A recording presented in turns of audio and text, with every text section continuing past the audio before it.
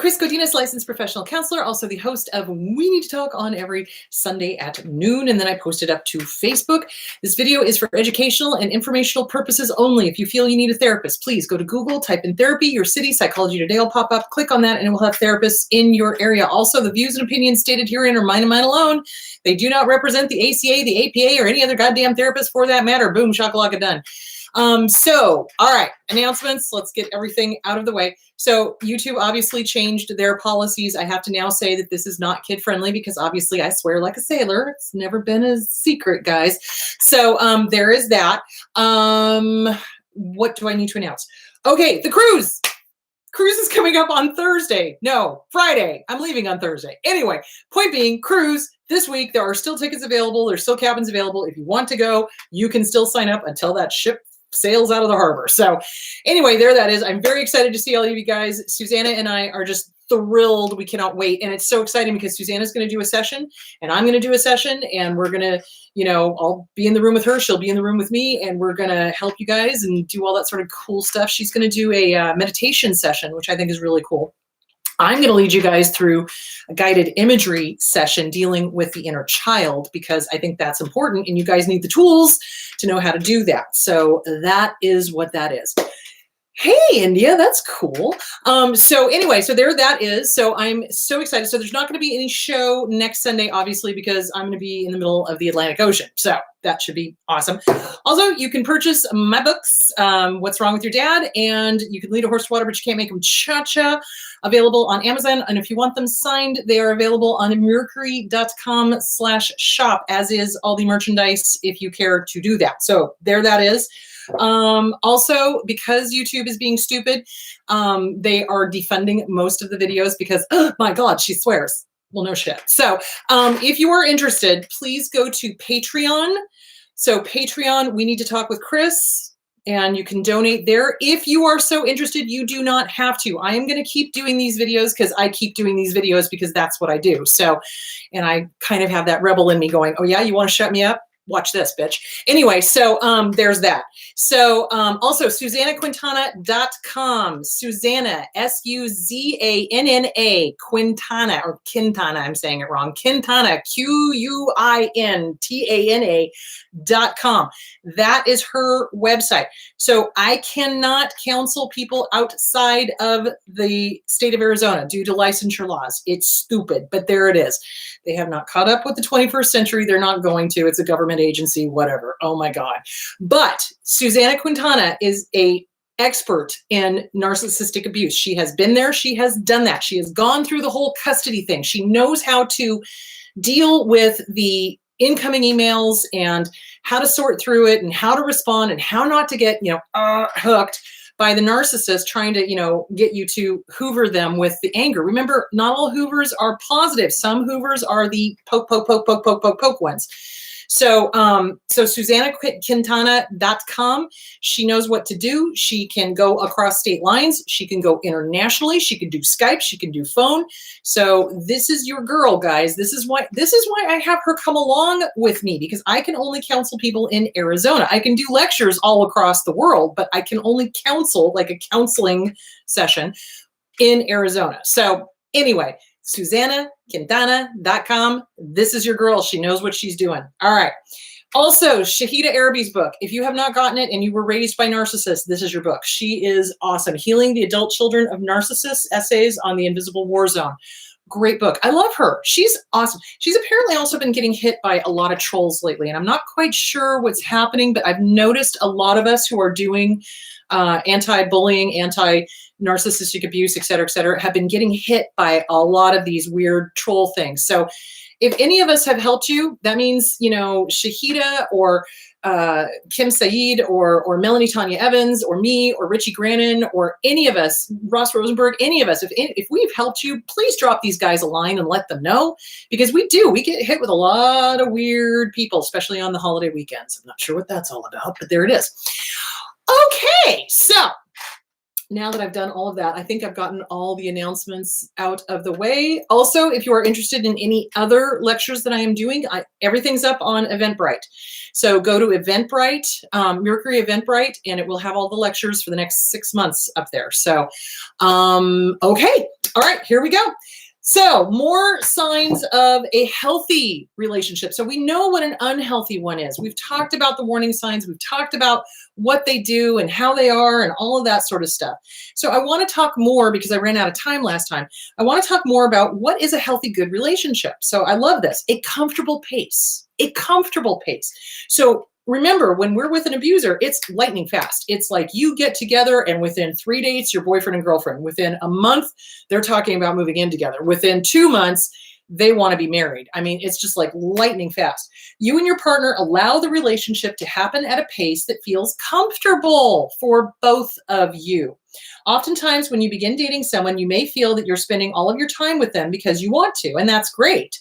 But be sure that nothing feels off or imbalanced or rushed, because a healthy relationship takes its time. Nobody pressures the other to have sex, to make relationship exclusive, to move in, to meet their family and friends, to get married, or to have a baby. When you do choose to take these steps, both of you feel happy and excited about it. No mixed feelings. So that is a huge red flag. If you're in a relationship and you're feeling rush, and there's mixed feelings, in a healthy relationship, there are not mixed feelings. There are not mixed messages. There's none of this. Do they like me? Do they not like me? Do they want me around? Do they not want me around? There's none of that. There is none of that. None. So it goes at a comfortable, slow, consistent pace. There's no back and forth. There's no game playing. So there is that. Okay. Number 2, trust. And I know we talked about that last time. Trust is huge. Trust and honesty. Okay. So these are 2 huge things that are in a relationship. If there is no trust, there is no relationship. I cannot say that enough. So if your partner is super jealous, super accusing you of everything, that is not a healthy relationship. A healthy relationship has trust. Each person, their word is their honor. Their honor is their word. What they say, they stick to what they mean. And there's honesty. There is honesty. There is no lying in a relationship. So what abusers do is they tell their target of abuse immediately, oh, everybody lies. Everybody lies. Everybody lies. Because they're justifying their own bad behavior. And they're setting it up so that you lie too, so that you're just like them. That is not in a healthy relationship. And then what they'll do is they'll start accusing you of cheating and accusing you of lying and accusing you of this, that, and the other thing, because they've already basically said, you're a liar. I'm a liar. You're a liar. Wouldn't you like to be a liar too? Basically. So in a healthy relationship, there is trust and there's honesty. There is opaqueness. There is openness. There is, there's nothing, there's no hidden agendas. There's no, I'm playing this game kind of thing. It's like, nope, this is the way it is. This is what I'm feeling. This is what I'm thinking. This is how it is, period. So, and you're honest about it. You don't lie. There is no lying. Okay, independence. I think this is huge. So when we come from a codependent relationship with mom, dad, a partner, whatever, we very much get this message that we cannot have any boundaries and that we have to go be with our partner 24/7. That is not a healthy relationship. In a healthy relationship, one partner has their friends that they go off and do things with. The other partner has their friends that they go off and do things with. The couple together has got couple friends that they go off and do things with. And it's a healthy balance, okay? What happens in a dysfunctional relationship is that the insecure partner, which is the narcissist, because remember, narcissists hate themselves to the core. The insecure partner will demand the attention of the other partner 24/7, and they'll be texting them 24/7, 24/7. So say they're off with their friend, the narcissist, the abuser, will be on the phone going, well, respond to me, talk to me. That's not normal, guys. In a healthy, normal relationship, the partner goes, okay, you're going off with your friends. I'll see you at 6. Have a good time. And goes off and does their own thing. You go off and go do your own thing. You come back and how was it? What did you guys do? Was it fun? Did you enjoy it? And you talk. But in an unhealthy relationship, it looks like this. Okay, that's codependency. So there's, or in a really unhealthy relationship, it looks like this. So each partner is leaning on the other for their self-esteem. And that's not self-esteem. That's other esteem. Okay. So independence, each partner is independent. They can make their own decisions. I mean, obviously you're going to talk to your partner if it's a big decision involving finances or things like that. but you're an independent entity. You have your own likes and your own wants. So like, let's say that your partner doesn't like horror movies, but you do. Well, guess what? You're allowed to go see horror movies. In a dysfunctional relationship, that partner stops you from going to see the horror movies because they don't like it. And they demand that everybody thinks the same way that they do. So independence is huge. And that is the sign of a healthy relationship. If your partner is not on the phone texting you all the time, where are you? What are you doing? Why aren't you calling me? Da, da, da, da, da, da, da. You know, especially when they know you're with friends, you know, because their intention is to make your attention be on them 24/7. And when you're with friends, they can't stand it. So they want the attention back on them. That is a huge red flag. So independence, huge. Look for it. That's a healthy relationship. Equality. You and your partner have the same say and put equal effort into the relationship instead of feeling like one person has more say than the other or that one is doing all of the work. Examples are feeling like you are heard in your relationship or feeling comfortable speaking up. No fear of being punished, no fear of cold stonewalling, et cetera, et cetera. Decisions are made together as opposed to one person calling all the shots, and each are equally compromising on decisions in your relationship that make the other person feel important or respected. So what happens to us when an empath meets an empath, when a codependent meets a codependent, what we tend to do, and John and I suffer from this, we are guilty of this, I swear to God, it's like, I don't know if you guys ever saw the old Jungle Book, the old animated one, the 1969 one. So there's like all these vultures, right? And they're like, what do you want to do tonight? I don't know. What do you want to do tonight? I don't know. What do you want to do tonight? I don't know. What do you want? And they just keep going back and forth. And that's what ends up happening is because we're so worried about pleasing the other person, people pleasing, you know, disease to please, Harry Breaker. We're so worried about pleasing the other person that we're like, oh, no, it's okay. No, after you. No, it's, you know, what do you want? I don't care. What do you want? And so I'm guilty of that. I still do that. John does that, you know, so we have to kind of really work on that ability to say, hey, tonight I want pizza. I don't want Indian food. I want pizza. You know what I'm saying? So equality. It's not just one person leading the show, and it's not just a constant back and forth of, I don't know, what do you want? I don't know, what do you want? I don't know, what do you want? It's like really speaking up and being okay speaking up and not being afraid. That is the thing, is that in unhealthy relationships, we're terrified of speaking our mind or stating a want or a need or desire, because what do narcissistic parents do? They will look at the kid and they will go, no, you don't want that. You don't want that. No, you don't want that. And narcissistic partners will do that as well. So when you express a need or a want or a desire, they'll go, no, you don't want that. Or they'll ignore it, or they'll, you know, just carry on like you've said nothing.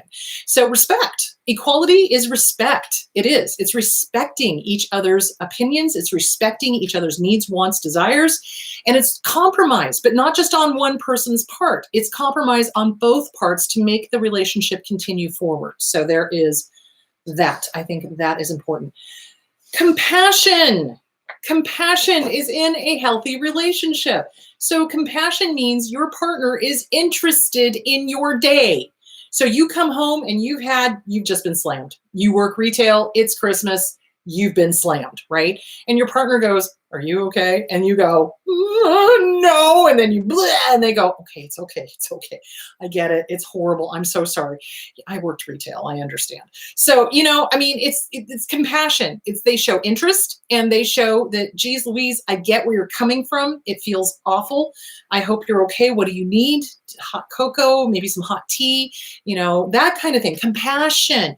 Narcissists could care less about your day. They never ask about your day. They're not interested. They don't care. They literally don't care.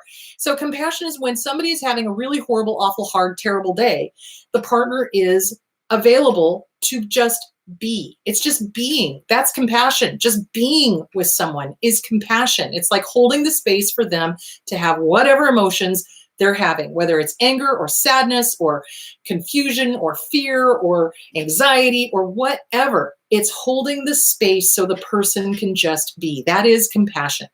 Idiot compassion, of course, is allowing an abuser to abuse you. They're in a bad mood, so they're going to take it out on you. That's idiot compassion. True compassion is just holding the space and going, I get it. You had a bad day. I'm so sorry. You know, what can I do to make that better? Or what do you need? How can I help? that kind of thing. And hopefully the partner will either say, well, I just need space, or I just need a cup of tea, or, I just need to be alone for a while, or whatever. So compassion, that's a huge part of a relationship, a healthy relationship. We listen to each other. We support each other. We are there for each other. We hold the space for each other to have whatever emotions. So remember, narcissists, abusers, they don't allow other emotions. If you come in a bad mood, they don't care. They want you there to entertain them and make them feel good. That's all they care about. This is a huge one, guys. In healthy relationships, people take personal responsibility. You do not blame other people or situations or, I don't care what it is. You don't blame other people, persons, places, or things. You don't. You take personal responsibility. You and your partner are both responsible for your own actions and words. So an abuser will say the most horrible things and go, you made me. It was a bad day. The boss yelled at me, so I came home and yelled at you. Like, that makes it okay.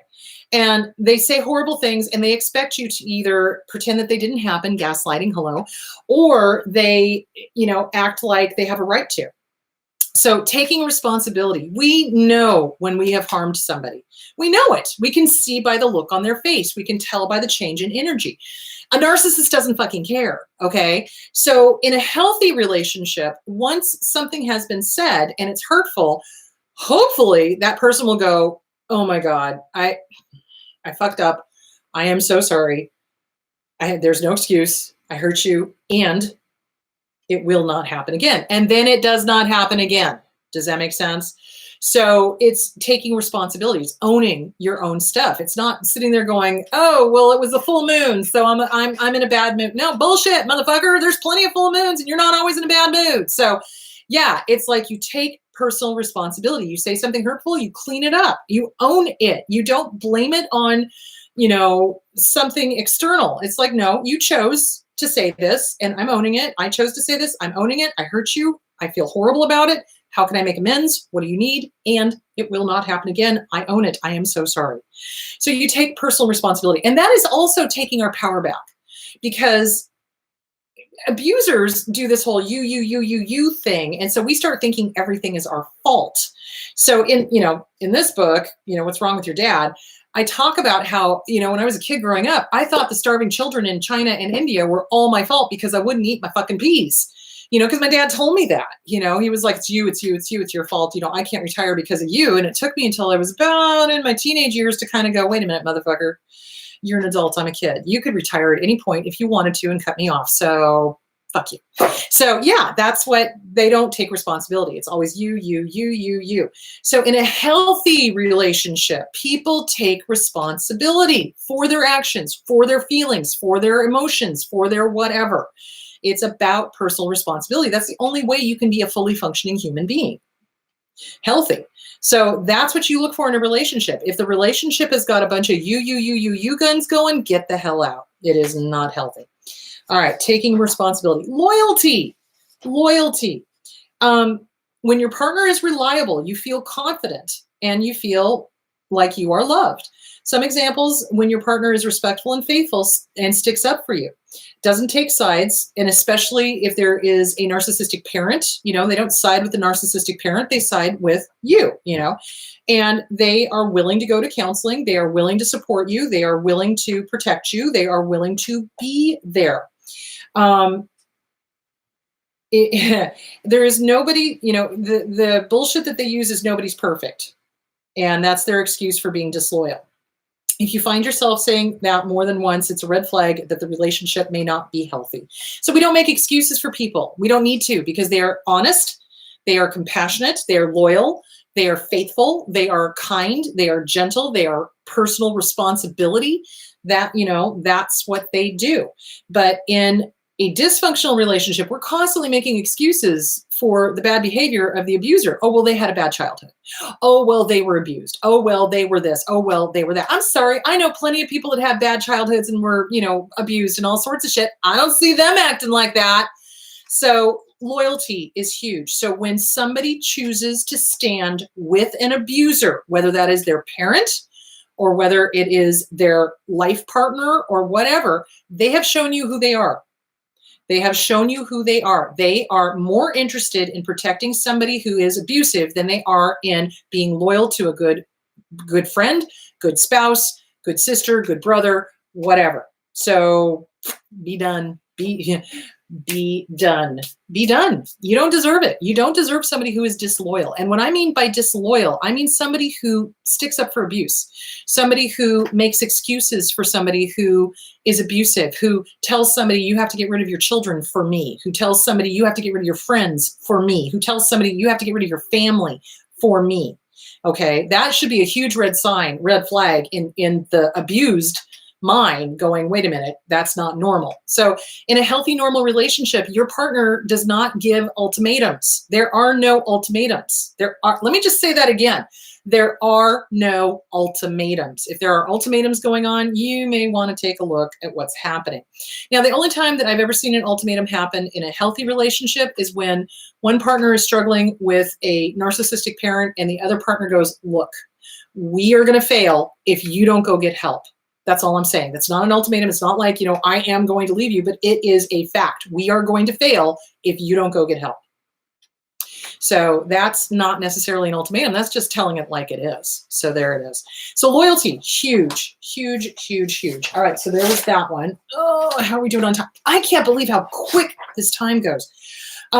You feel comfortable with each other and it's easy to get close. Now, here's the caveat. Remember, abusers mirror. So they do the mirror, mirror, mirror, mirror, mirror. I'm just like you. I'm just like you. I'm just like you. So be careful of that. So in other words, when you feel comfortable with each other and it's easy to get close, you want to make sure there's not mirroring going on. So the mistake that abusers make is that they match us exactly. So if somebody matches you exactly, huge red flag. Huge red flag. People should have differing opinions on things, So you want to make sure that it's easy to get to know each other, but it's not mirroring and it's not love bombing. It's not over the top. So again, over the top would be first date, you go to Disneyland. First date, you go to this ridiculously expensive restaurant and spend $300 or $400 on food and wine. That's over the top for a first date. So you be careful of mirroring and you be careful of love bombing, but it's easy to get to know the person. They're easy to talk to. They have their own stuff. Some of it you may not relate to, but a lot of it you will. So it's easy to talk to them. You feel safe in the relationship. There's no fear of, if I'm genuine, if I'm real, if I'm authentic, this person is not going to like me. Well, here's a clue. If this person doesn't like you because you are genuine, authentic, and real, that is not the person for you. So you feel safe in the relationship. You are able to express your opinions, even differing opinions. So for example, John Nixon, he's my mentor. I love him. I just saw him in Las Vegas when I was up there. He is about as far right as you can possibly get. I am about as far left as you can possibly get. I love him. He and I talk all the time. We do not see eye to eye on politics, but we see eye to eye on a lot of other stuff. And we really like each other. He's awesome. His wife is awesome. They're all awesome. And it's talking and it's feeling safe and it's being able to express opinions, knowing that the other person is not going to agree, and have a good conversation, not an argument, not a debate, but just kind of like, well, why do you think that way? And why do you think that way? And what's going on here? And what do you think about that? And allowing differing of opinions. That's the big thing. You feel safe in the relationship. This means that your partner doesn't have significant mental health issues. He or she can take care of him or herself, and you feel free to express your thoughts, feelings, and needs openly. You can be vulnerable and honest with your partner without fear of them coming in for the jugular. It's fun to be together. In other words, couples who are healthy have a lot of fun together. They go do fun, goofy things. That's why when relationships break down, the first thing I work on is communication. So you have to have good communication skills. That's another prerequisite. Communication, communication, communication. And you have to have fun together. So when you guys first started dating, what did you do? You went to miniature golf. You did bowling. You did, all sorts of fun, goofy things. Go do that again. And that's how I get relationships going again once they've kind of broken down. So you have fun together. Couples who do have this dimension of chemistry, and it's a shortcut to intimacy, and it's a buffer against the stressful times we all face. So it's great to have a good sense of humor, but again, watch for the love bombing. watch for the, oh, I know you like this, so I like it too kind of thing. So, it's like genuine fun together, just stargazing, hanging out, watching planetarium shows, going to old Victorian mansions. That's my thing. And John does it with me. God bless him. So you have real affection and passion for each other, not just physical. It's like you love this person to the core. In other words, it's not based on looks. It's not based on, superficial things. It's based on, I really love this person's energy. I really love being around this person. I enjoy it. It's fun. I look forward to it. I can't wait. There's not this sense of dread that we have when we're in an abusive relationship where we are literally like, oh God, they're coming home. Oh God, how do I get, maybe I can get out of the house doing this. Maybe they'll let me go if I do this. Okay. We enjoy them. We have affection for them. We love seeing them succeed and they love seeing us succeed. That is the hallmark of a healthy relationship, is they're our cheerleader and we are their cheerleader. Sexual chemistry is important, absolutely. But what narcs will do, love bomb, love bomb, love bomb, I love sex, I love sex, I love sex. And then as soon as they get you, the sex dries up and they're not interested. And yeah, the whole thing. So this is why you want to take your time. You want to take your time. You want to be very slow when you're dating to see if the chemistry is going to be there. If they're push, push, push, push, push, you want to ask yourself why.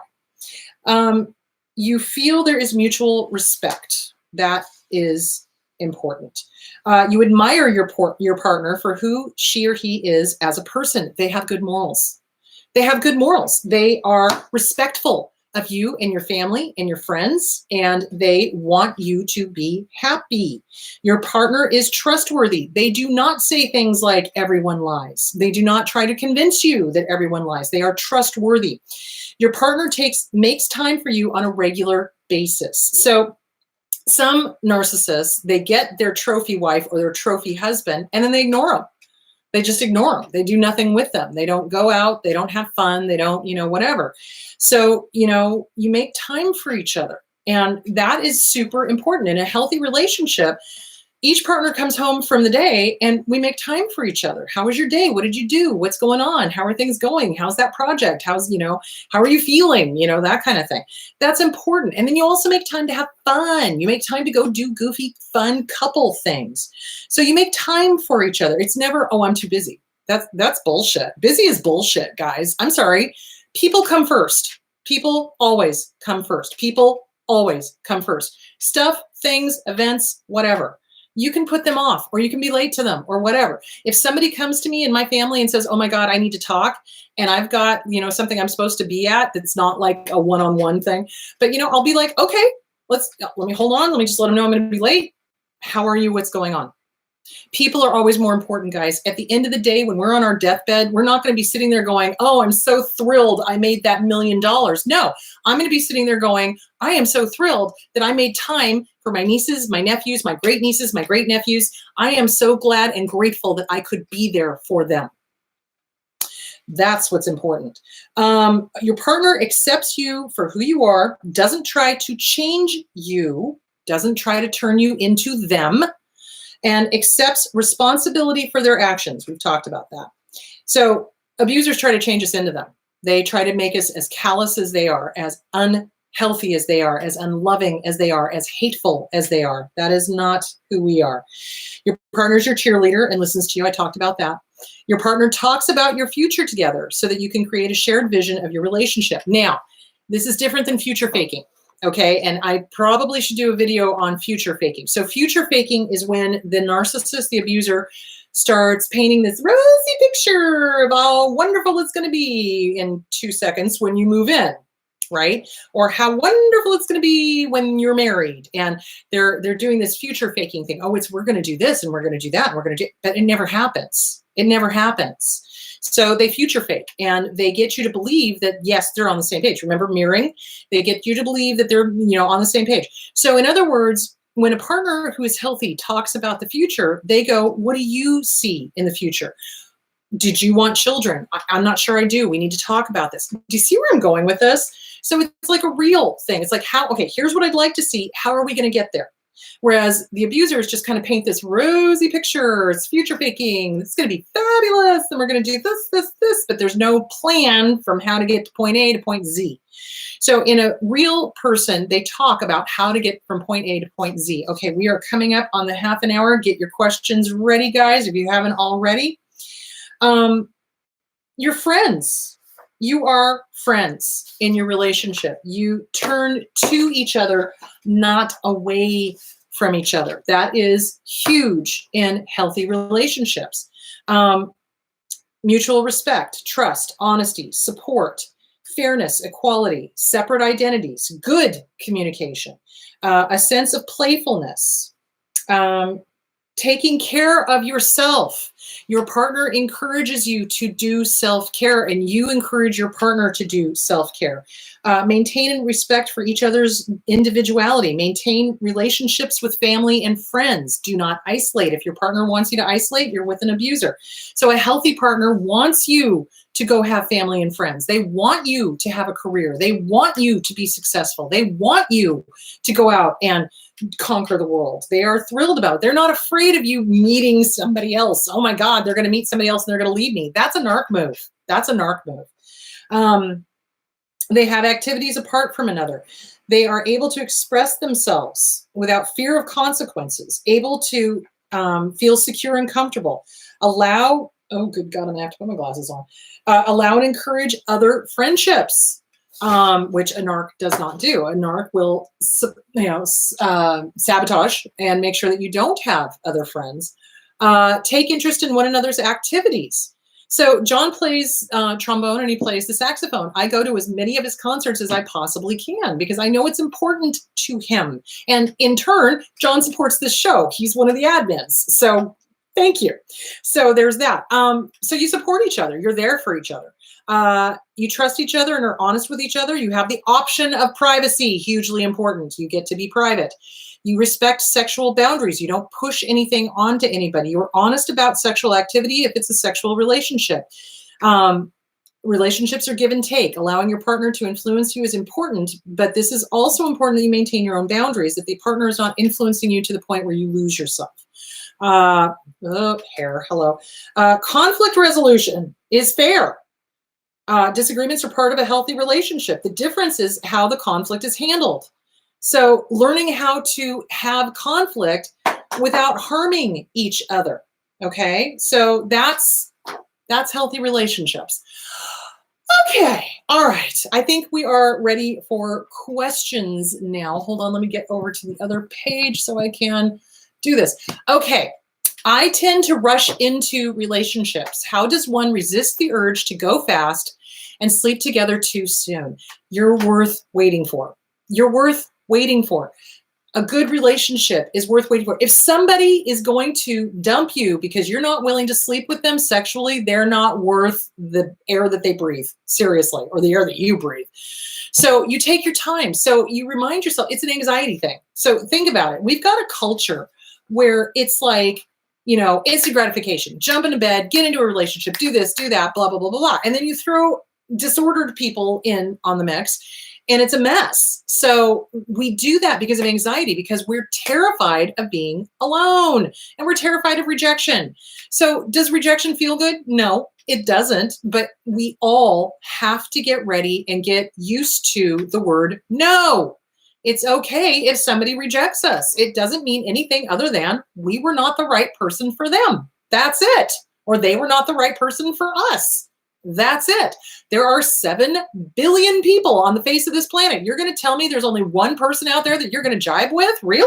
No. Wrong. Incorrect response. So you remind yourself that you're worth it and you work on self-esteem. So rushing into relationships is a fear thing. It's an anxiety thing. It's a I can't be alone thing. So work on self-esteem. Work on the self-esteem workbook by Glenn Schiraldi. Work with Susana Quintana. Okay, I'm going to plug her again. Hello, Susana Quintana. She can help you with this. She is good with this stuff. She is good with the after effects of having been raised or been in abusive relationships. So working on getting rid of those thoughts that drive us to be like, oh, no, I gotta go. So, SusanaQuintana.com. Give her a call. Do something with her because she's Awesome. Okay. All right. So you resist the urge to go fast by reminding yourself you're worthy. You're worth it. You're worth waiting for. You are worth for you. It's worth waiting for to see if this relationship is healthy or not. Because when we rush into relationships, we don't give ourselves the time to know if this person is healthy or not. Because what do we do? And this is why abusers love to rush in super fast with us as empaths, because we get into a relationship, sex happens immediately, those oxytocins start going, the bonding chemical, okay? The trauma bonding starts happening. Now we've got the bonding chemical and we've got the trauma bonding going on, and it's really hard to leave because abusers don't like being left. They don't. So that's why they push us to go fast. And if we've got insecurities and if we have got a lot of anxiety, we fall right into that. So you're worth waiting for. I hate to say it. It's like that L'Oreal commercial. You're worth it. So just put the brakes on it. Take your time. Go slowly, like glacially slowly. It's going to feel weird. It is, because we're so used to like go, go, go, go, go, go, go, go, go, go, go, go, go. So you resist the urge by reminding yourself, why? Why am I wanting this to go fast? What am I telling myself? What is the interior dialogue saying? How am I telling myself that I'm not okay by myself? Or am I telling myself I'm going to lose this person? Or what bullshit is this thing saying? And then you put it down and replace it with the positive. So that's that. In a healthy relationship, how do you handle conflicts and disagreements? I'm glad you asked that. All right. So we all know what happens in an unhealthy relationship. When there's conflicts or disagreements, the abuser rages, right? They start screaming, they start yelling, they start youing and being mean and calling names and all sorts of stupid stuff. So in a healthy relationship, healthy relationship, there are disagreements, but there are never fights. Let me say that again. There are disagreements, there are confrontations, but there are never fights. Why? Hold on a second. Fighting is a need to be right. Fighting has to have a winner and a loser. That's what war is.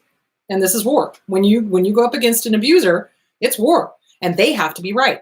And they have to win. And they have to win at all costs. In a healthy, normal, healthy relationship, what happens is something happens, okay?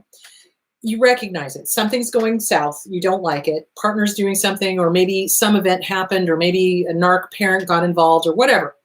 You go to your partner and you do I statements. I feel angry, hurt, sad, scared, disappointed, confused when this behavior happens, whatever the behavior was, not doing the dishes, allowing your mom to badmouth me, whatever.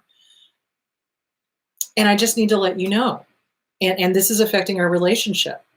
And then the partner will do reflective listening back in a healthy relationship. Okay. This isn't just people who've been to counseling. It happens naturally in a lot of relationships. If they've been raised healthfully in a healthy relationship, communication is king and queen. It is the penultimate. Okay.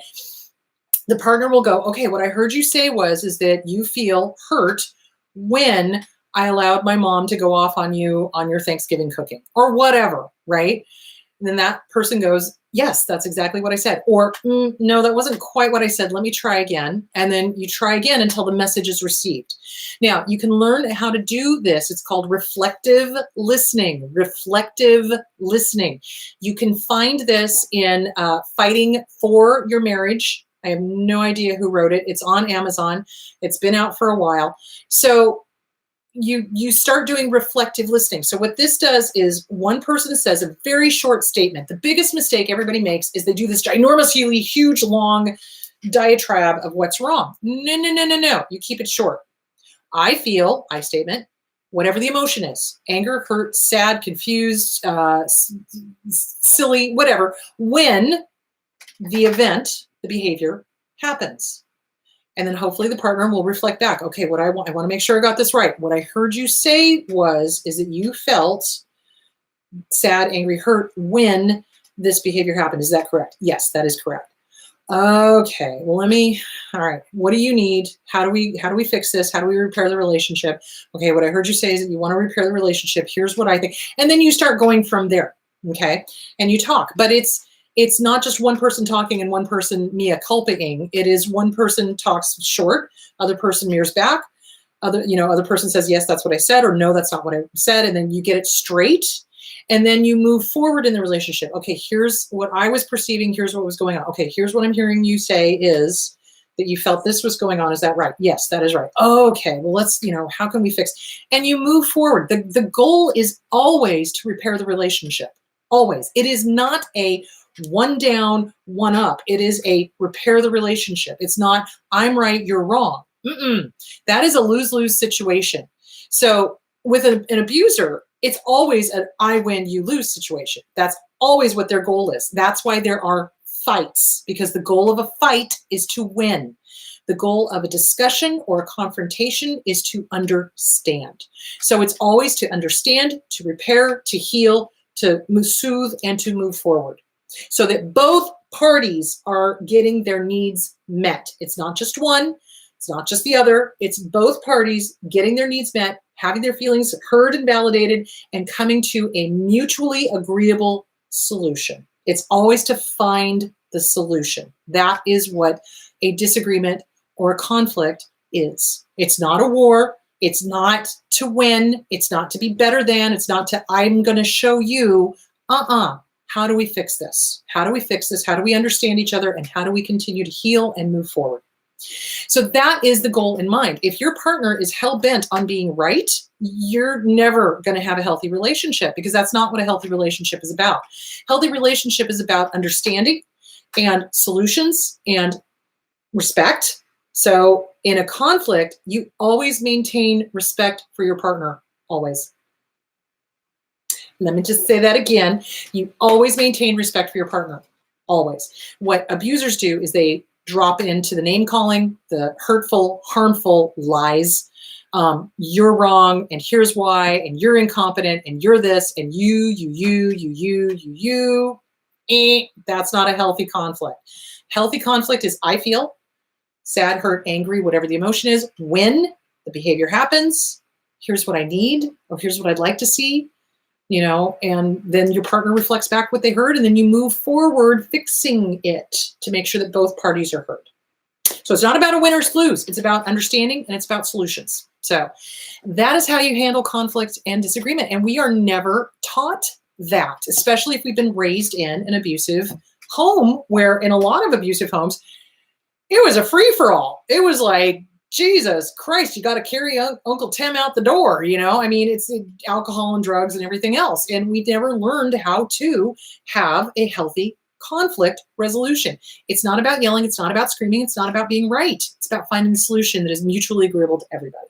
So I find it difficult to accept a healthy relationship without feeling angry. When someone is kind to me, it triggers feelings of mistrust and anger. How do I accept healthy love? Oh, that is so common.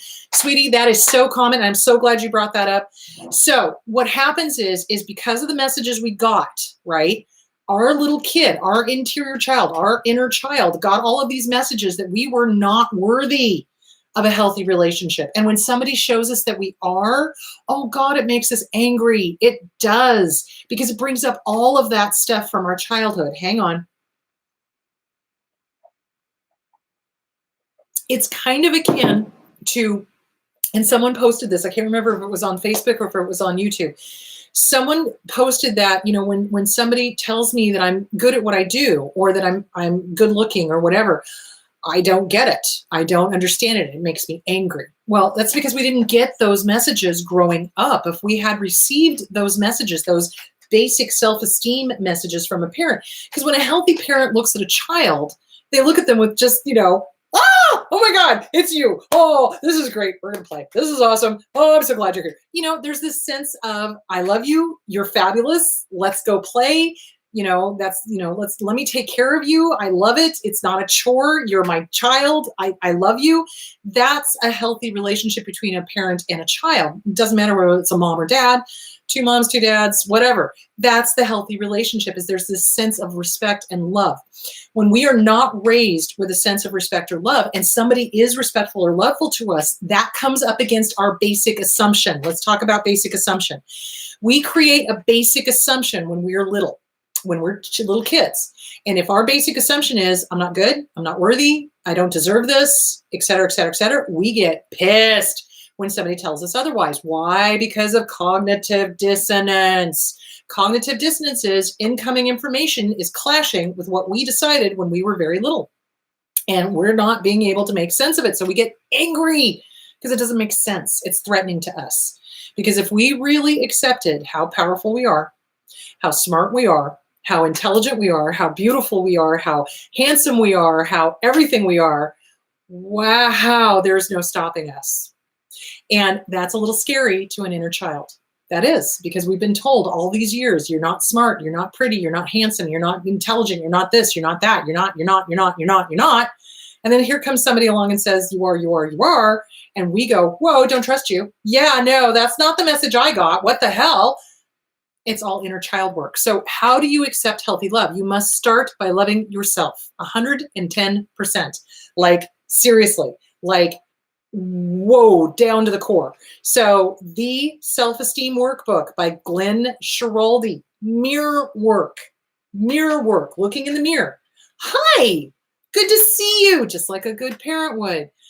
Have a great day. Hey, guess what? It's okay for you to like you. It's okay for you to accept you. It's okay for you to be liked by other people. Whoa, that's a scary one. Holy shit. And you just acknowledge it. You don't resist it. Remember, because when we resist a thought, it comes roaring back bigger and badder.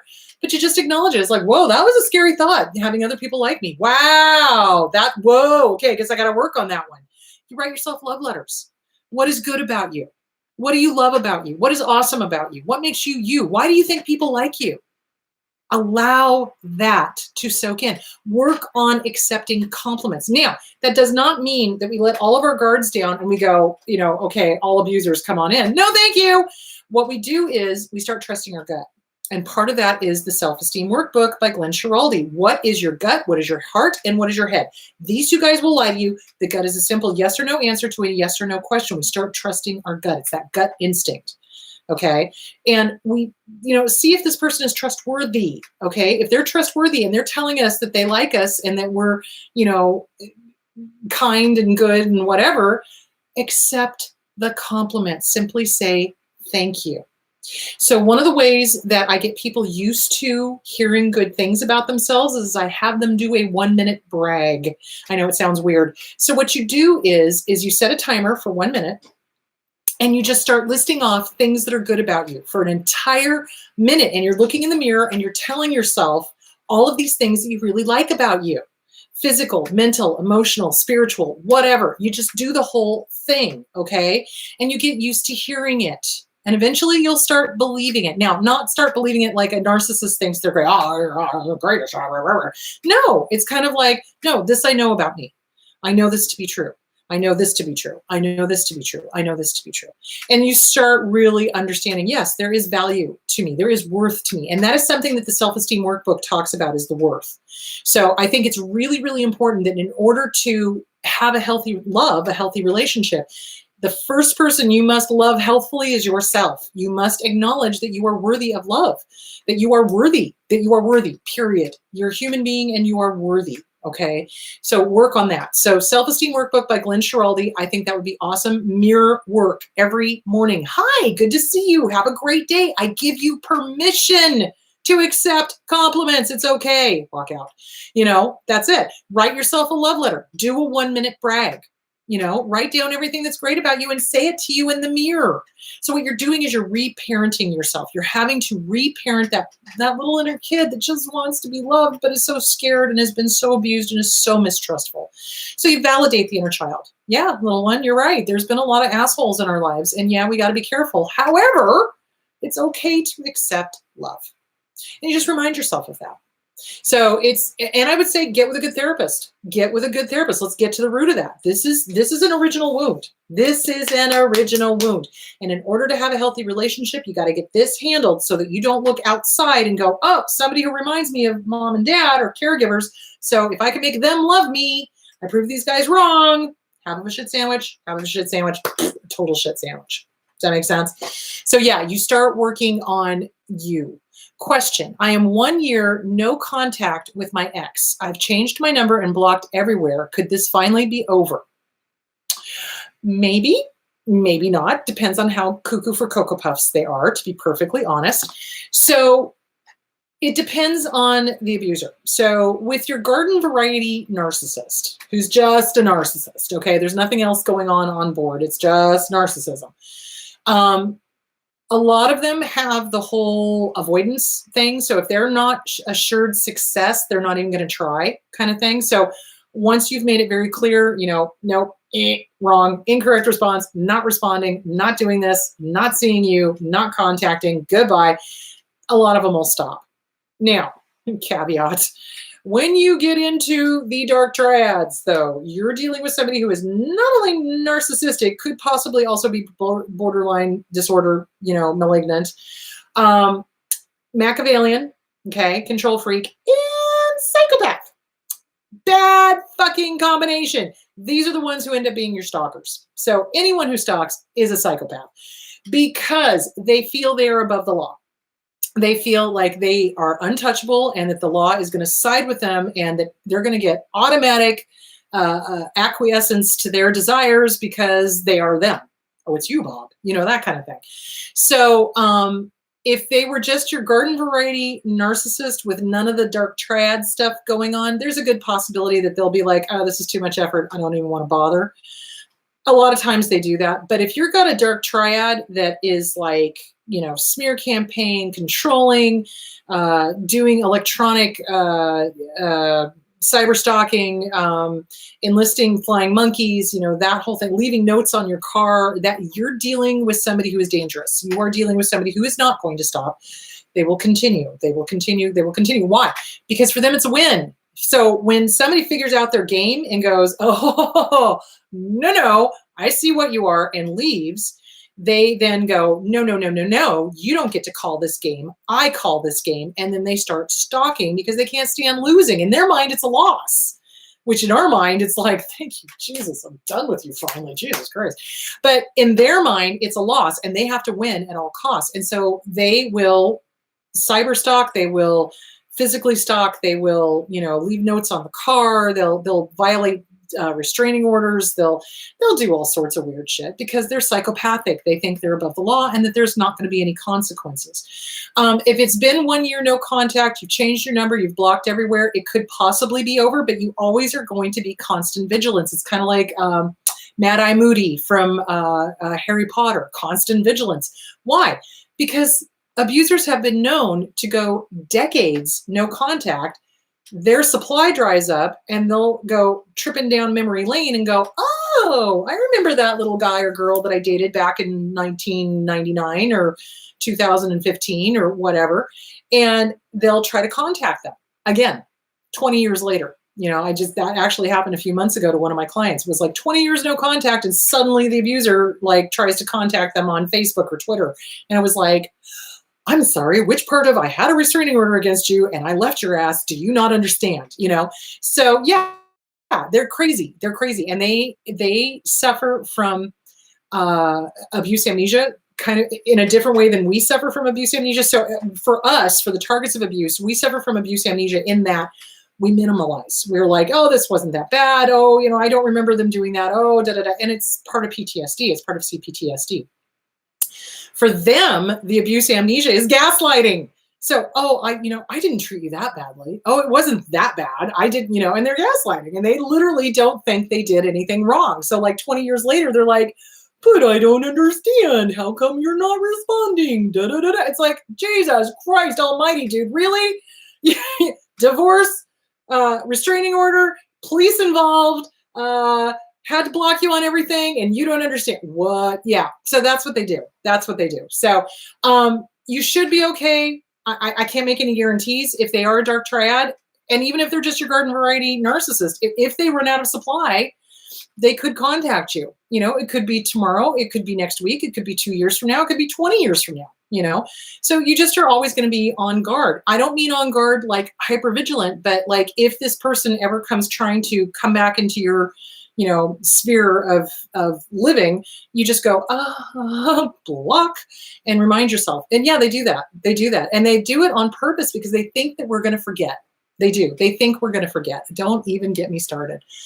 Okay. Okay, this is a friendship question. I asked a friend if I can vent to her when I need to. She said once in a while is fine as long as it's not the focus of every conversation. For some reason, this upset me. Thoughts? Yes. I'm sorry, but that's okay. Friends are supposed to be there for you. And although, how do I explain this?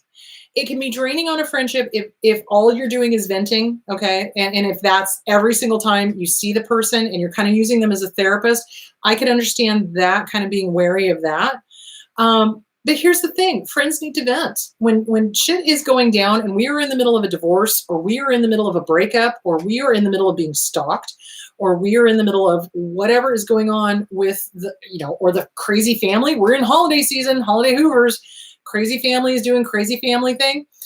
It's good to have friends that we can talk to, I can understand why you're upset though, because it's kind of like, once in a while is fine as long as it's not the focus of every conversation. Well, that's kind of assuming that you're going to be doing that every single conversation, which is kind of not nice. And once in a while, what does that mean?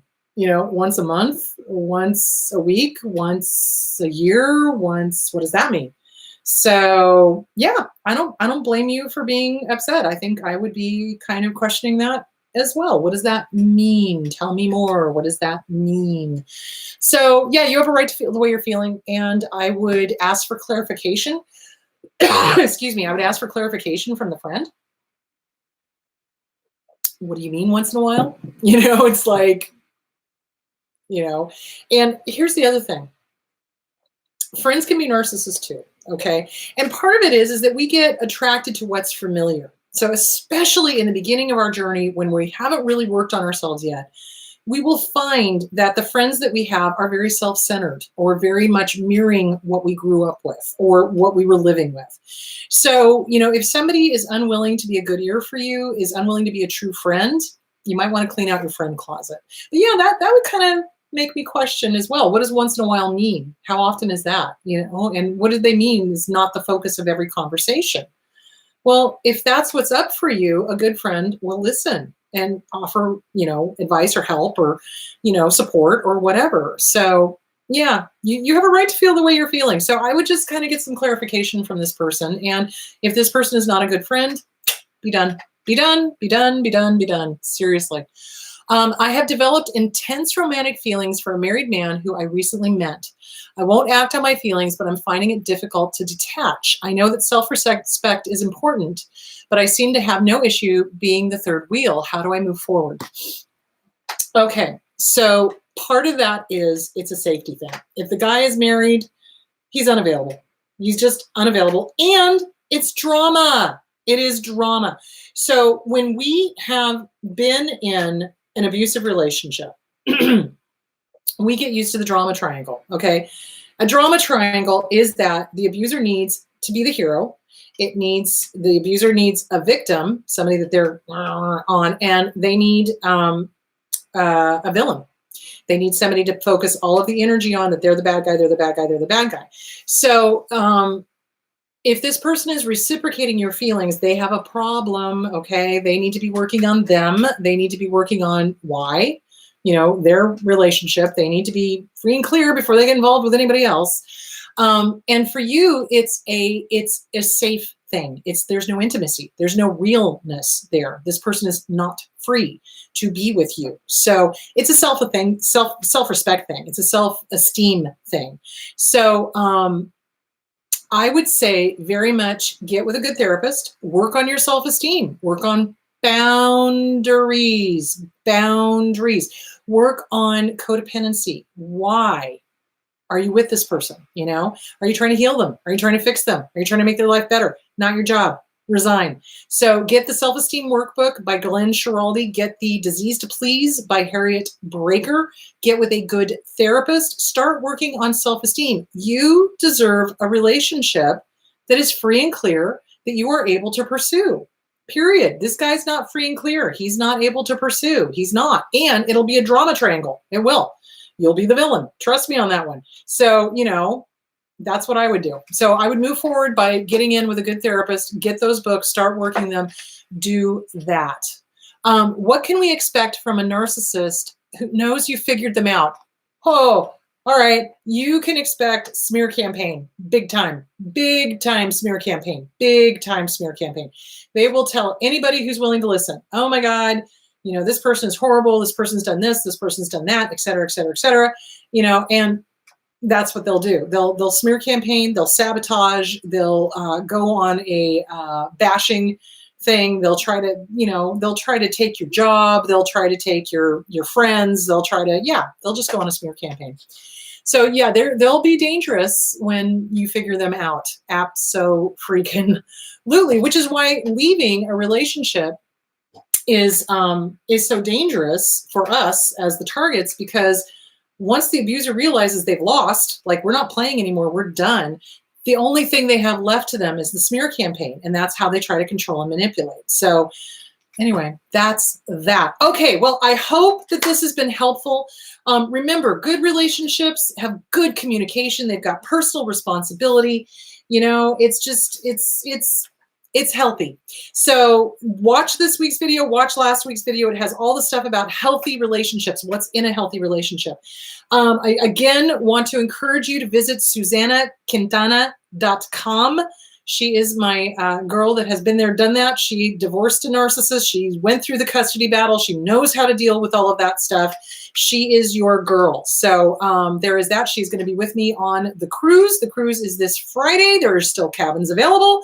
So if you're interested, get a hold of Chris at Mercury.com or Beth at Mercury.com. I think that is it. There is not going to be any show next Sunday, just letting you know, because we're going to be in the middle of the Atlantic Ocean. So there is that.